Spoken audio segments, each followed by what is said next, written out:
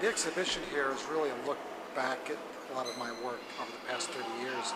And it's really, I would say, some of the highlights of my career.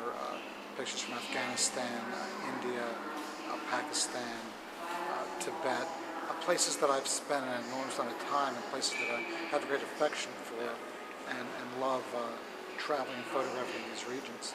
The original purpose of the pictures was to tell stories about places and people and how people interact with each other, how they work, how they play.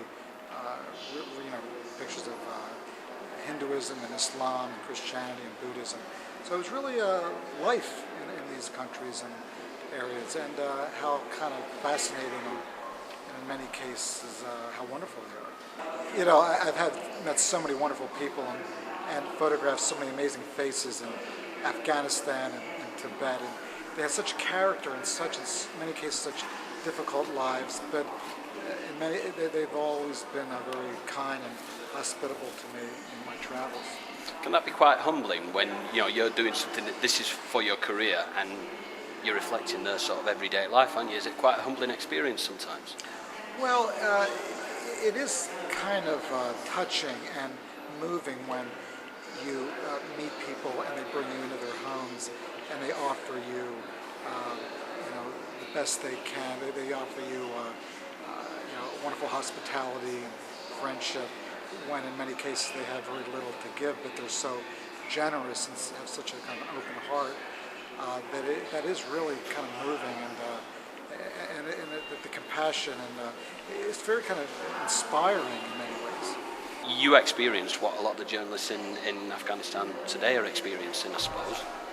Yeah, I mean, Afghanistan, the story in Afghanistan has been going on for hundreds of years, and occupation and conquest, and it's gone on more than hundreds of years. And for me, the heart of Afghanistan, the villages and the countryside is really unchanging. I mean, if you go to central Afghanistan, they're living in probably the same way that they have for hundreds of years, and in large measure unaffected by this conflict, which is primarily in pockets in the east and the south. I think that photojournalism in some ways has a very kind of bright future. I think that it's going to evolve into where we're not looking at it potentially on paper in a magazine or newspaper, but I think there's going to be a combination of kind of video and still photography that kind of coexist and kind of complement each other. But I think that there'll always be a need for still images, and I think that documentary photography is very much alive and will actually maybe become a more powerful tool in the future.